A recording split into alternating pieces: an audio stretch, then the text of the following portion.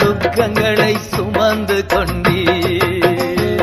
நீர் நல்லவர், சர்வ வல்லவர், உம் இரக்கத்திற்கு முடிவே இல்லை, உம் அன்பிற்கு அளவே இல்லை.